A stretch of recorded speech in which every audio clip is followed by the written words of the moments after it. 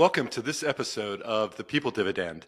I'm your host, Mike Horne, and I am absolutely thrilled and delighted to have in the virtual studio today Frederick A. Miller and Judith Katz. And I'm going to tell you all about Fred and Judith in a minute. I don't know if it will be all about Fred and Judith, but I'll tell you a little bit about what I know about these pioneers of inclusion, of working with differences in the world, colleagues who have been at the work of inclusion and agency for at least 50 years at this point, and so thrilled to have these giants in the field of organization development and inclusion with us today. I just want to say a little bit about Fred Miller, who is the CEO of the Kaleel Jamison Consulting Group, an OD, Organization Development Network Lifetime Achievement Award winner, a pioneer of diversity by Profiles in Diversity Journal, received the Forum on Workplace Inclusion's Wind of Change Award, or has an honorary doctorate in humane letters from the Sage Colleges. He's co-author of 5 books, numerous articles, past member of the board of directors of ATD, OD Network, NTL Institute, Ben & Jerry's Homemade Inc., and currently serves on the board of Day and Zimmerman. And along with Fred is Judith Katz. Judith is the Executive Vice President Emerita of the Kaleel Jamison Consulting Group. And Judith has a passion for addressing systemic barriers. She has boundless energy, that is true, a sharp analytical mind, that is true. Judith Katz has distinguished herself as a thought leader, practitioner, educator, and strategist. She's created new paradigms in organization development, pioneered cutting-edge approaches to wide awareness, inclusion, the leverage of differences, and strategic change. She's really broken new ground in OD and other fields. She's co-authored books with Fred, and she's really just been a champion of so many different efforts that have made our organizations, along with Fred, all better. So welcome both of you. I didn't do you justice because you've got such illustrious careers. I'm absolutely thrilled to have both of you. Fred, why don't you say a little bit about yourself to our audience? Hello. Glad to be here, Mike. Thank you for having us. Thanks for the audience for joining us. I love our work. Our work is about helping people be human inside of organizations and moving really to organizations that still work a lot from that industrial revolution kind of people are hands and feet, and you only talk when you have permission, and bring a little thinking now. We've upgraded it so you can bring a little bit of your thinking, but not all of yourself and all of your thinking to the organization. And so shifting. I worked internally with an organization for 11 years, and then for the last 50 years been given leadership to our consulting firm. Kaleel Jamison Consulting Group, and Judith, Vice President Emerita? Yeah, which means I'm sort of retired, but not retired, and still writing books and doing all the things that I love. So I just can choose what I want to work on instead of having to be working on the things I don't want to work on. And prior to joining Fred, I actually taught at a university for about 10 years and got tenure and left. So it's kind of like I've lived in the higher ed world and I've lived in the corporate world. And in the corporate world, what I liked better was that you could make change and make change faster. So that was one of the exciting things. And we'll talk about change today. Boy, it is so exciting to be on this journey with both of you in terms of all the progress that you've made in how we think about inclusion, not only in the United States, but around the world.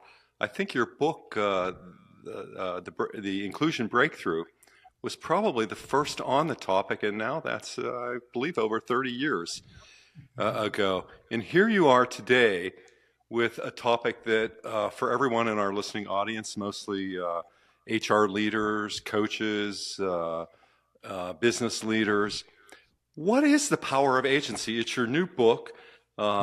It's just something I think about often, about how do I use myself, but is that what agency means, Fred? How would you think about that? Yeah, I think agency is a shift in organizations and a shift that's needed. As I said earlier, it's really about letting people, and Judith will say more about the definition, but it's letting people bring their full selves to the organization. And we've been talking about for a while, but we really haven't done it. we've been talking about people being empowered, but empowered is when somebody gives you something. And when we think about agency, we're thinking about people have agency. We're born with agency. And then we're in situations and growing up, and you don't do this and don't do that and don't do this, and you're not allowed to do that. And the organization perpetuates that. So we're thinking that coming out of the pandemic, coming out of people rethinking about their lives, people want to have more control of their lives, and they want to make a contribution. They don't want to waste their lives. I mean, when some people feel like they were in a near-death experience, they reassess who they are, where they are, and what they want to be. So we see agency as part of the next step in the evolution, moving out from inclusion and really to having people bring their thinking to the workplace. The challenges that we face are significant, and thinking that one group, one level, one person can resolve those issues is not true anymore. And so we got to stop kind of smothering people in organizations and not letting them fully bring their skills, their talents, their thinking, and really move to a place where we unleash people in the organization and allow that to create even better organizations than we have now. I'm very worried that if we don't create organizations that are more attractive, more open, and more joining with people, that the next generation of our best and our brightest, which is everybody, won't want to be in our corporations, won't want to be in our organizations. And we need great organizations to be a great world. And Judith, how about for you? I mean, you know, Yeah. I always think about dual authorship, coming to this as two people. How about, you know, this for you? The motivation is you. You know, one of the things Fred and I we've done work on inclusion and making organizations places where people could do their best work and contribute and bring their perspectives, their experiences, their skills.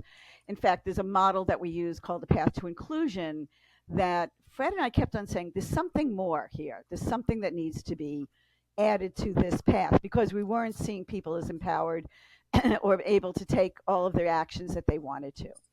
And it's interesting, there's a consultant that we really like, Verna Myers, who worked for Netflix. And she talks about diversity means that you're invited to the party. Inclusion means you're invited to the dance. But as we thought about it, the dance still means somebody else is defining the dance. For us, agency is co-creating the dance, right? You're deciding with someone else. Like Fred and I have had this partnership for 50 years.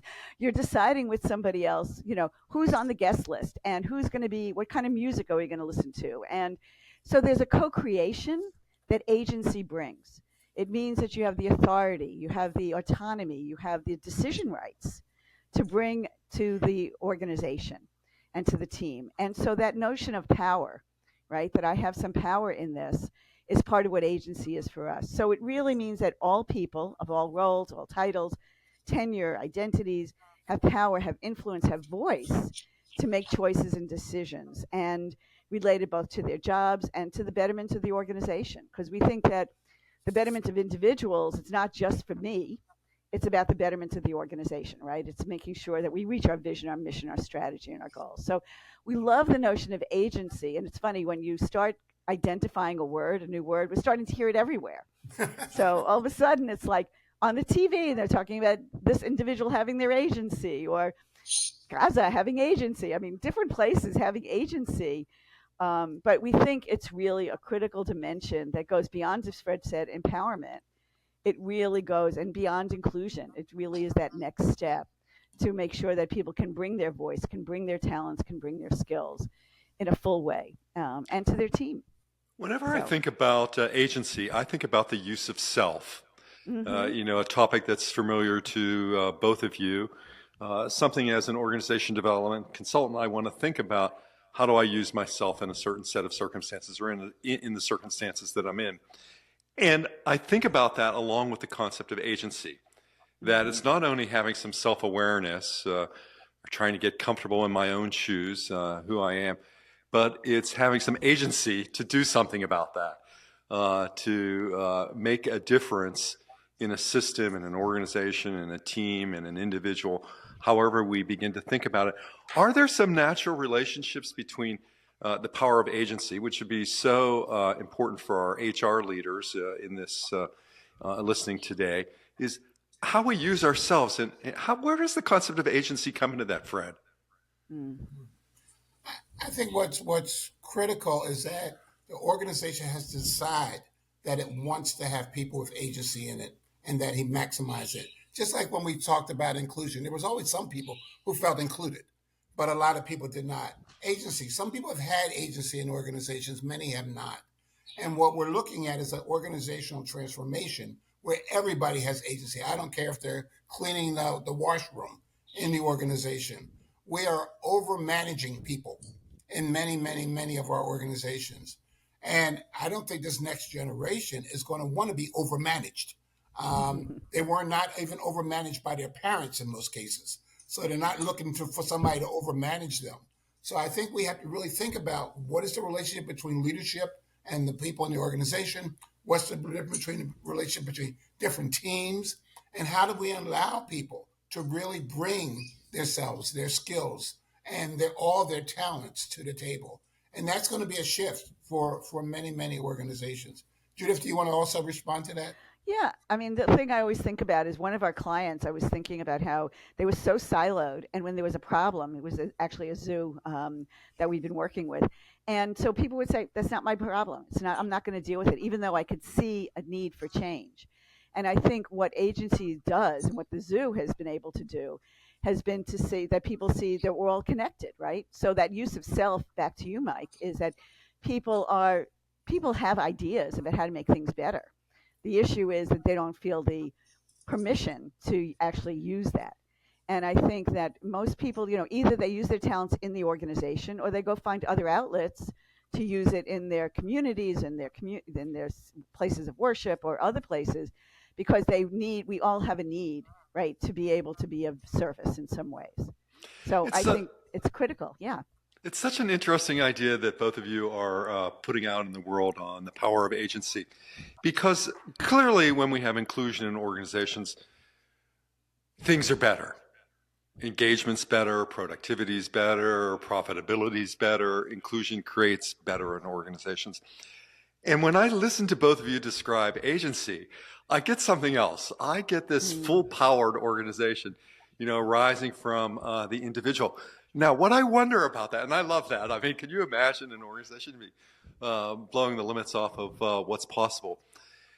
As you think about that, though, how do we think about intent in agency, right? I mean, about culture, shared values, acting out of, what we hope is the common good. How do you think about that? Should we think about that? I think it's critical. I mean, one of the things that's important is having clear guardrails. So it's not like everything goes.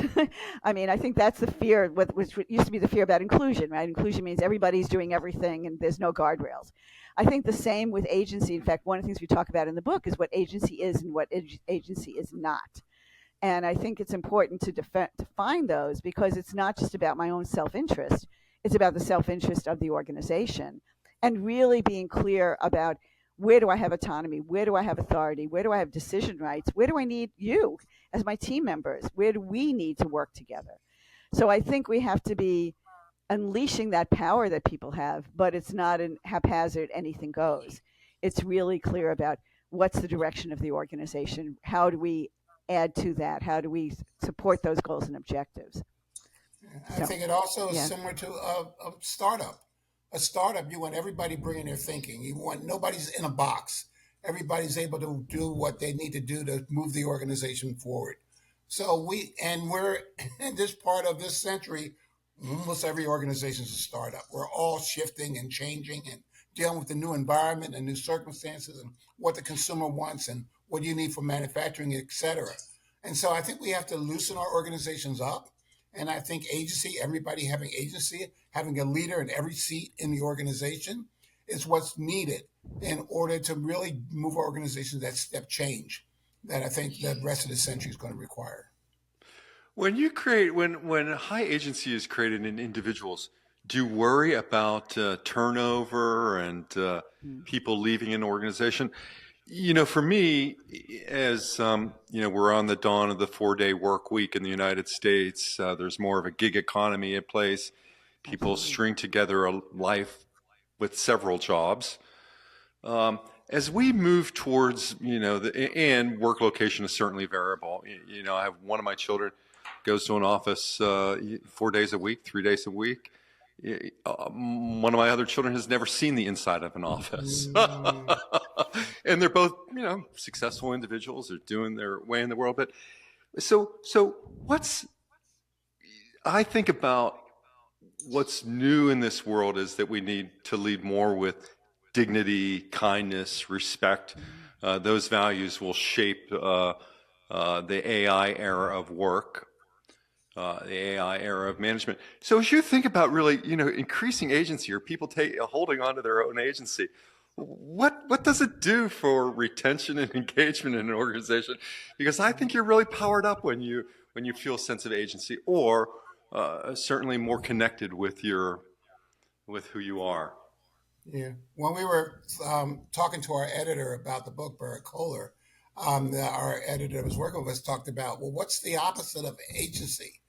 And we thought about it, and we came with the word smothered. I think a lot of people in organizations Yes. feel smothered. And I think there's a high cost for that. And I think there's a cost of people being there and not giving their all. And I think it's a cost of people coming or seeing it or thinking about it and feeling like, why would I want to go somewhere where I'm going to feel smothered? So I think that's one of the advantages of having an organization where people have agency, is to move out of that situation where people feel, I can't, they won't let me. I got to ask permission. I got to have the checker check the checker, checking the checker, and really move into an organization in the boundaries that Judith talked about that allows me to do my thing, allows me to contribute to the best of my ability, that allows me to interact and engage with anybody in the organization, and not a road that I'm on that I can't talk to this person or that person because of their job, their position, or their function in the organization. So I really think we got to unleash. That's why we use that word. Unleash that in the organization. Because people come with abilities, capabilities, and are willing to give. Our organization said, not now, not here, not for that reason. Yeah. And I think people are crafting, the gig economy and doing different jobs because no one job is giving them the agency that they want. So this is giving them, I think in so many ways out of, as Fred said earlier, the pandemic, many people said, I want to live my life the way I want to live it. And so if organizations, back to your retention question, Mike, it's like, if I can't do it here, I will do it in a way that works for me. And I think that's part of why, organizations can retain people if, in fact, they're giving them the agency that they want, because they can play in their sandbox and they can have a good time. And Well, I think a challenge for our organizations is, what is that work week going to look like? What does it look like? How often do people come back to the office? I have at least one organization I know of where people were not back in the office, but the newer employees all wanted to be in the office so they could learn and be mentored and grow. And the people that have been there a while were enjoying not having to come to the office every day. And we're going to have to find some common ground in that, because I really do believe that interaction with colleagues helps you grow, develop, and make a bigger contribution to the organization. So it's not never, and it's not all the time. And I think organizations are trying to figure out what is that balance, because we know there are advantages of we're human beings. Interactions are important to us. We're social animals. We need the contact, the interaction, and we can't just get it through the computer. That's in part what I loved about The Power of Agency, and would encourage everyone to go out to Amazon and find Fred Miller and Judith Katz's new book, The Power of Agency, available on Amazon now. And I'd encourage you to go out and buy it, read it, drop a review. What Fred, you were just saying, there's a wonderful example that Fred and Judith give in the book about a collaboration day.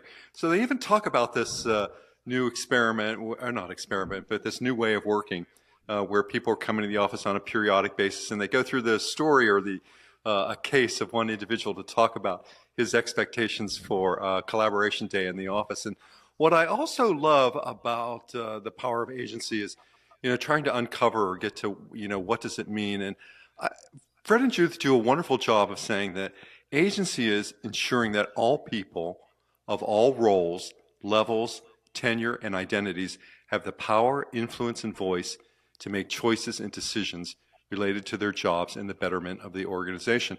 And I not only thought about that for the purposes of this discussion with Fred and Judith about their new ideas. But I thought about that in terms of, Fred, your comment earlier on. You said, I want the person who's cleaning the building to have some agency too, to feel this sense of agency. And when I look at that definition, all roles, all people, this is the power of agency that ties into, Judith, I think what you were saying about, the guardrails and what creates engagement in the organization. Both of you use some very powerful words in the subtitle of The Power of Agency. The subtitle, Cultivating Autonomy, Authority, and Leadership in Every Role. Boy, that really speaks to me as a person who, in organizations, loved a sense of autonomy and did, I think, well when I had more autonomy in my work. I was always challenged with that, as I advanced in organizations and became a team leader and part of an executive committee. Is what about my autonomy?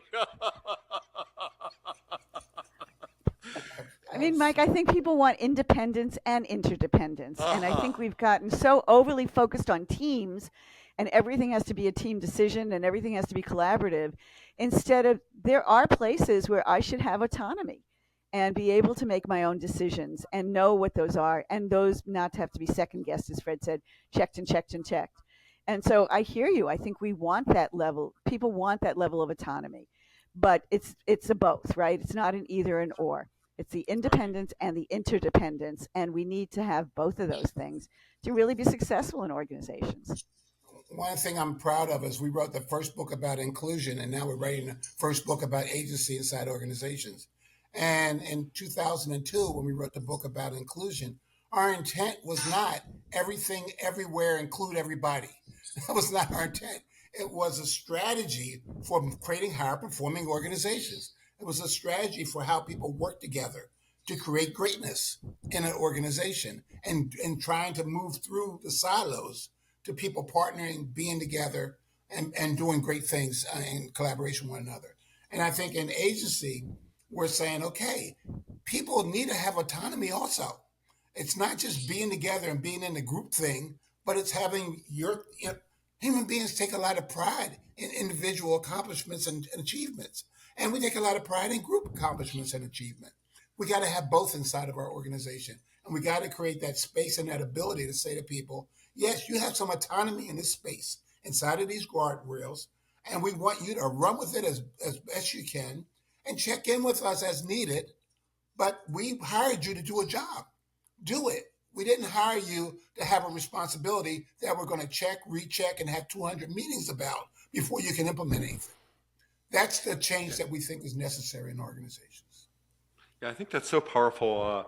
I recall my experiences at Genentech and working with Art Levinson, who was the CEO, also chairman of the board at Apple. And, we worked on decision making, and we tried to think about how do we create participatory decision making in an organization where you want high degrees of autonomy, people doing their best work, who bring all of who they are to the work.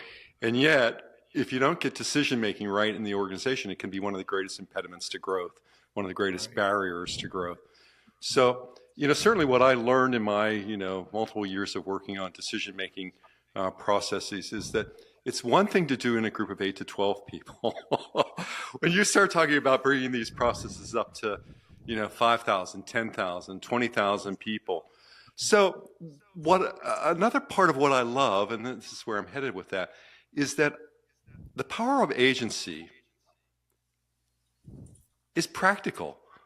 There are a lot of, I think, practical applications that you offer in your book. And why is this so important, do you think? Because, you're right. I mean, agency can be one of these very sort of academic, pie in the sky kinds of concepts that might be hard for people to get their arms around and, without that kind of great statement. But what do you think about that? In terms of the practical applications that you're offering? I mean, you do a great job of it. Judith, you want to talk some about the sure. things that we have in the book about what leaders, managers, others do? I mean, one of the things we've tried to do is break it down to what does agency look like at every level.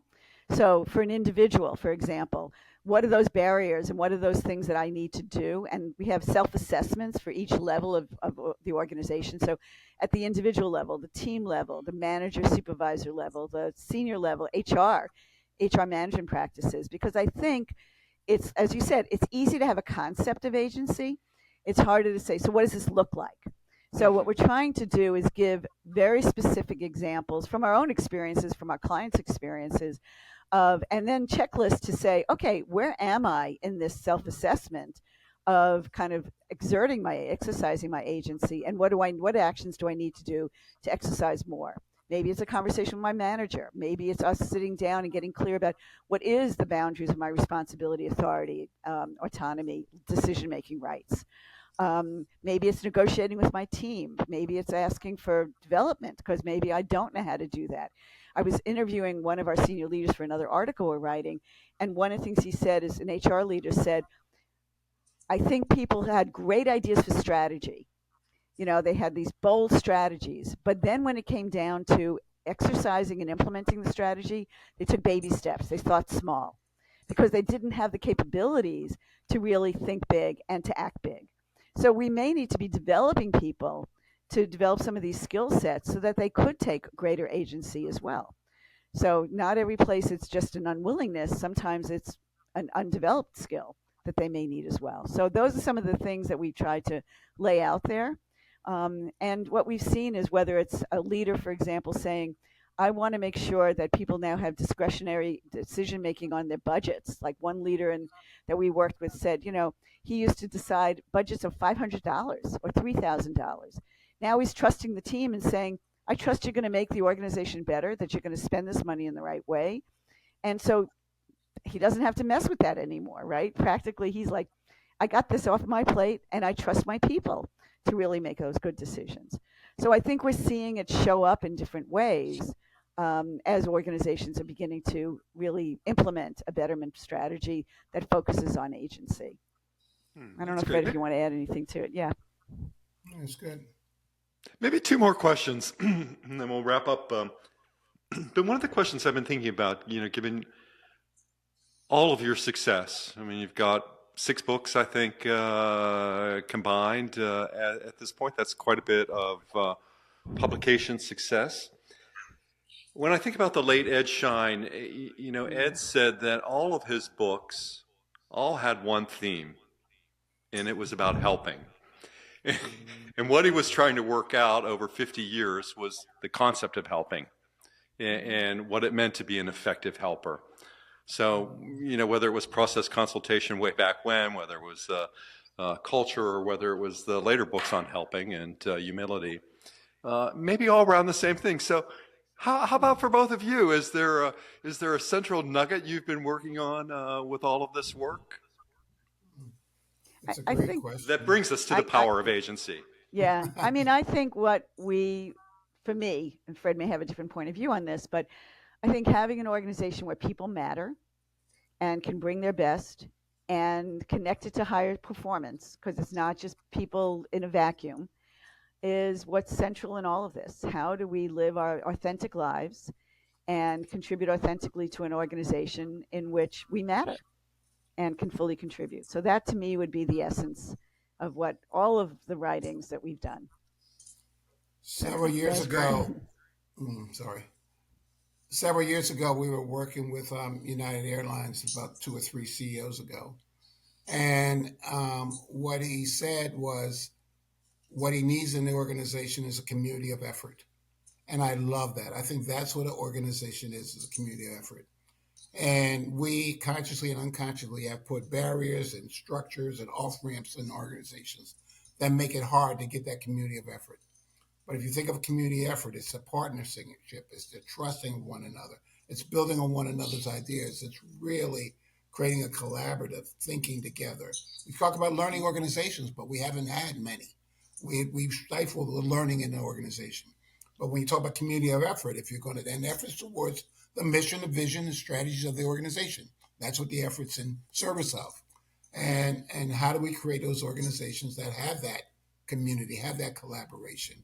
And I think the theme of all our books is we have to unleash the people in the organization And leaders have to value, appreciate, and really care about their people. And I think a lot of leaders do, but I think our structures get in the way of them always manifesting that.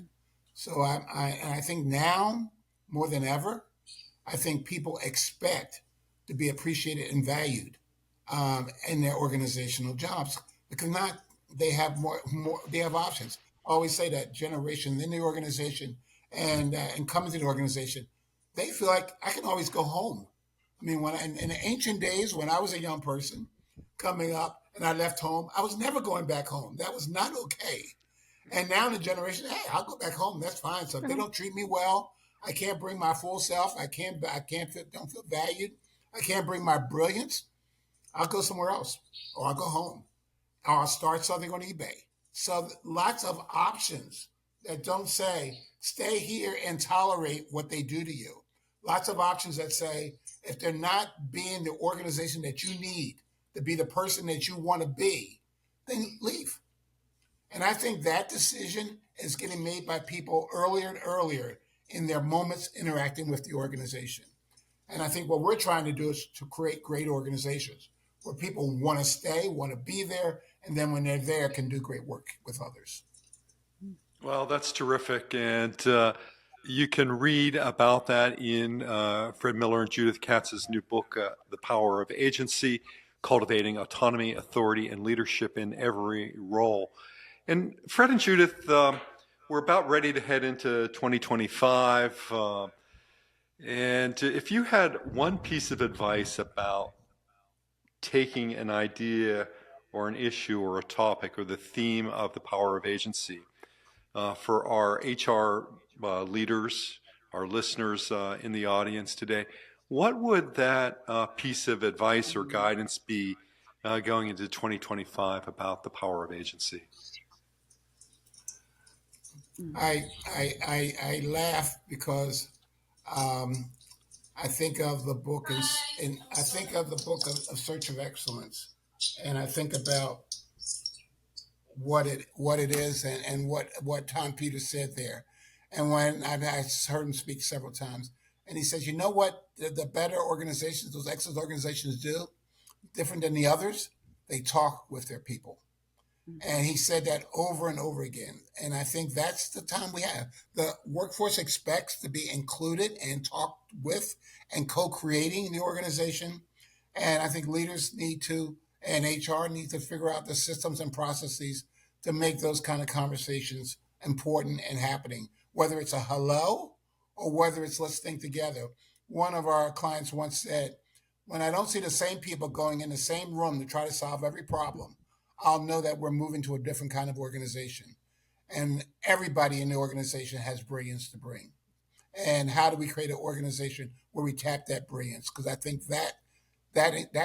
that's what inclusion is. Let me bring my thinking to help things be better. I think the flip side is that the wisdom is in the organization and we have to listen. So one is talk, but I think the other part is really focus and listen and to really hear the truth of what people need and want and make it safe enough that they can speak those truths. So to me, there's a lot of listening going on and it needs to be acted upon as well. That would be so great. Fred and Judith have given me a gift that's carried over many years, and it's perhaps one of the pieces of coaching advice that I give to almost all of my clients, and that is to learn to say hello. It's been some of the greatest advice that they've given me. I use it repeatedly, and I frame it. Hopefully I attribute it to them always. But, the greatest act of inclusion that we can bring is the oldest technology that we have. I think that's how Fred and Judith used to express this, which is to say hello to someone. And that's, I'm so indebted to both of you for giving me that. And because it gives people a way to connect with others. You don't know what happened to somebody 5 minutes before you saw them or what's going to happen to them 5 minutes later, but you have this moment to not treat a person just as an element of production or something in your task accomplishment. So it's a gift that's paid me handsomely over many years. I'm grateful for Fred and Judith, and I know that the power of agency has that same potential to all of you. So as you're thinking about the holiday. It's a great holiday stocking stuffer if you celebrate that way. If you celebrate a different way, pick it up, buy some copies, maybe for your first couple of team meetings at the beginning of the year. You can talk about the power of agency and be able to get in touch with Fred Miller and Judith Katz at their consulting firm, the Kaleel Jamison Consulting Group. We'll have all of that information in the show notes so that you'll be able to get in touch with them and know how to contact them and be in touch with them. So once again, Fred and Judith, it's been just a delight to have you both. Great. I'm so grateful for all the work that you've done and for advancing all of our thinking in human resources and in organizational change with the power of agency. Thank you so much for these great contributions, and I wish you the best in 2025 as well. Thank you, and also Thanks so much, Mike. Great to be here. And until the next episode of the People Dividend, stay well.